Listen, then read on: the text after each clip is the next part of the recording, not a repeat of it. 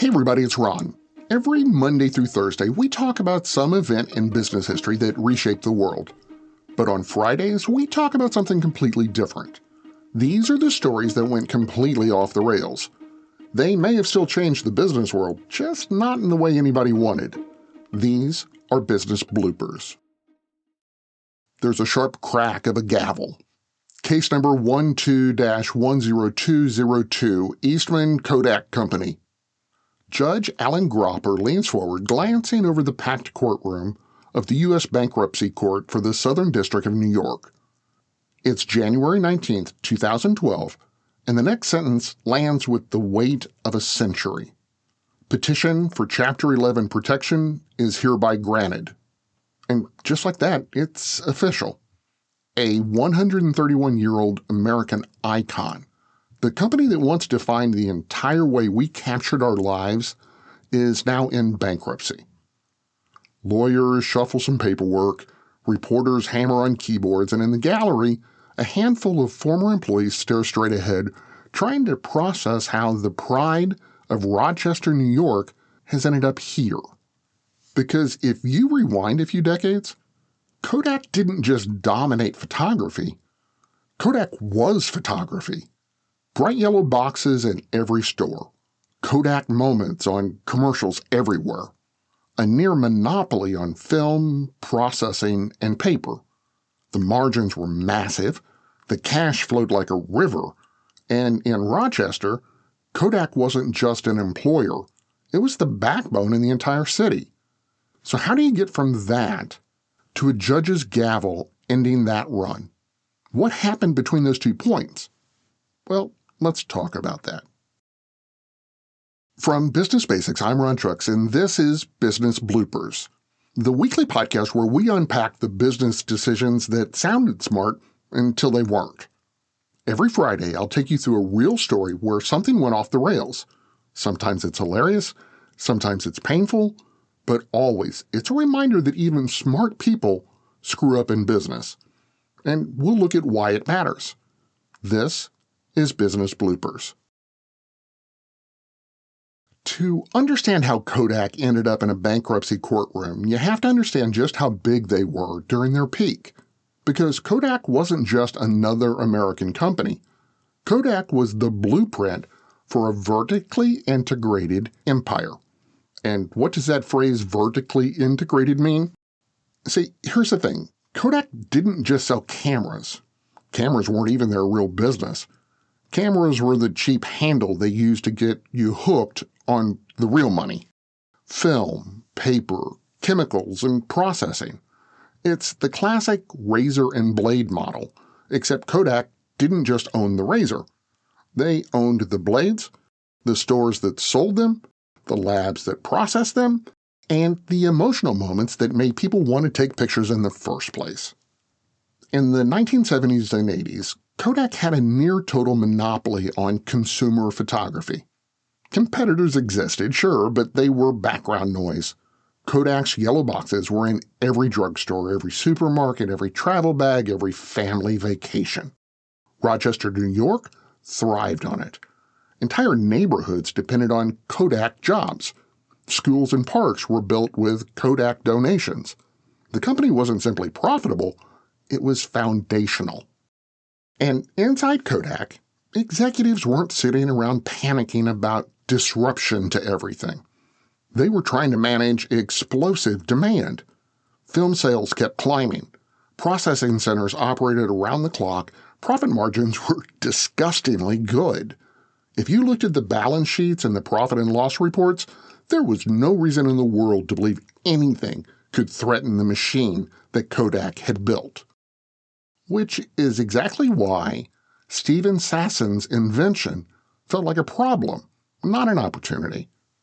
Because in 1975, when this young engineer walked into a meeting carrying a toaster-sized contraption made of spare parts and wires, Kodak leadership didn't really see any future in the thing that he was holding.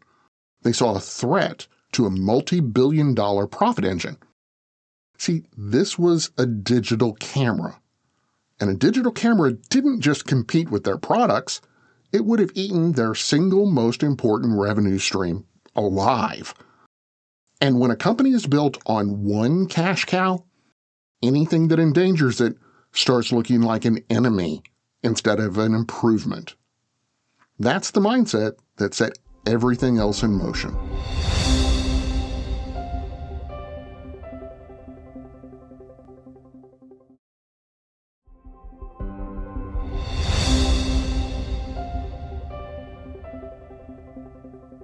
Once Kodak decided digital was a threat instead of an opportunity, the company did what a lot of market leaders do when something new feels dangerous. They tried to control it by burying it. They patented the technology. They congratulated the engineers, and they did something that has many different names. Some call it murder by acquisition, or buy it to bury it. Sometimes it's even called the Corporate Witness Protection Program. See, they didn't shelve digital, they buried it. They locked digital's future inside their own walls and kept selling film like nothing had happened. On paper, at least to them, it made sense. Why jeopardize a cash machine that printed money every time someone snapped a photo? Kodak's leadership looked at the numbers, not the trend lines, and convinced themselves digital was just too niche, too expensive, and too far away to matter. They'd deal with it later. Except everyone else decided they were going to deal with it now.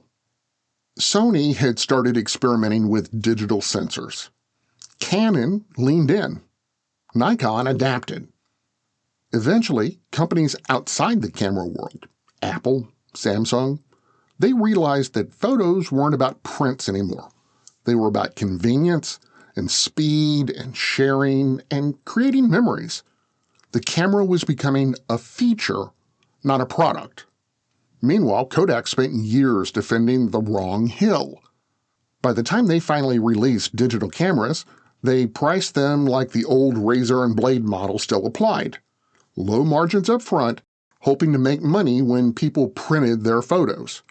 But the world had already moved on. Consumers didn't want to print the photos. They wanted to store, send, and share. All things Kodak didn't build a business model around. So what did Kodak do? They kept reacting. Camera kiosk, photo CDs, home printers, more kiosk, a half-hearted online gallery, a second wave of home printers. Each move came with the same problem. Kodak was trying to make digital photography behave like film, trying to treat a world built on instant access like it still needed chemicals and paper.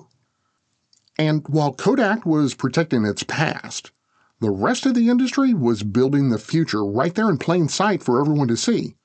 Digital didn't roll over film overnight.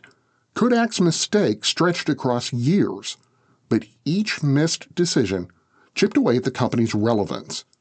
They weren't losing a technology race, they were losing a mindset race. See, the blooper wasn't that Kodak failed to innovate. They innovated first. The blooper was that Kodak didn't have the courage to let its own invention rewrite the business model. By the time Kodak realized the market had flipped, the customers had already left.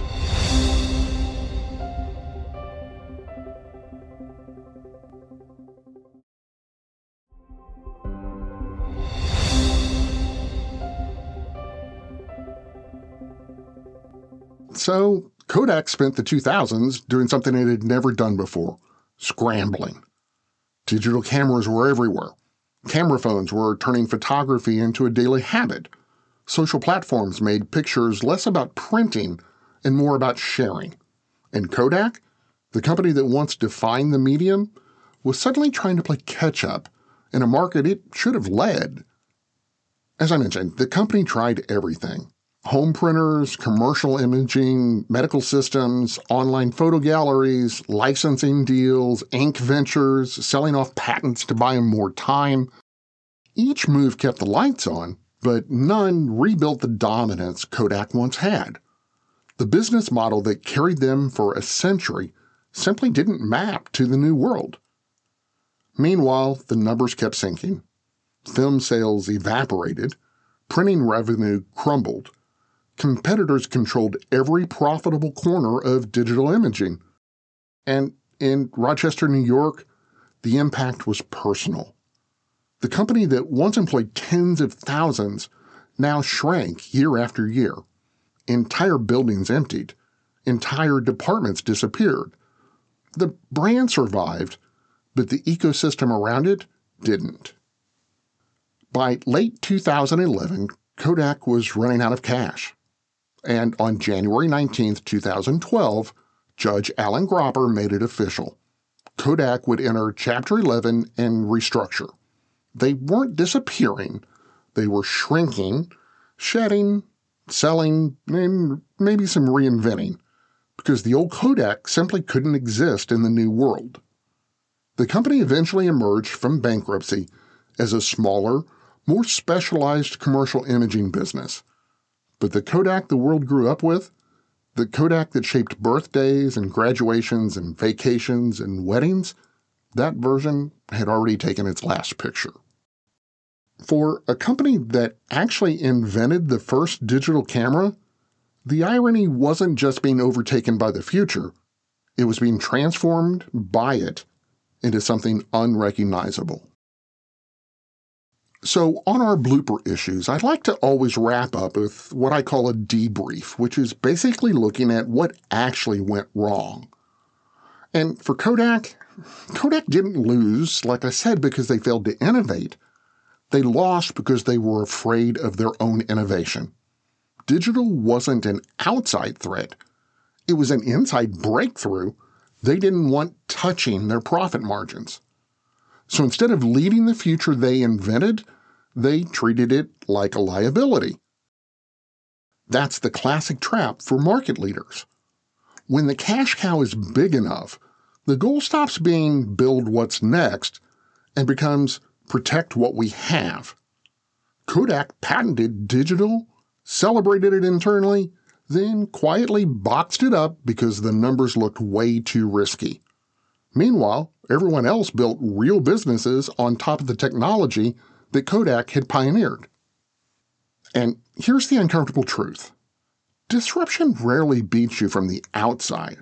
It usually beats you from the inside, from the ideas you ignore, or delay, or the ideas you send to the corporate death shelf, because they threaten the thing that used to make you you and make you rich. Yes, Kodak survived bankruptcy, but in the long run, it died from hesitation.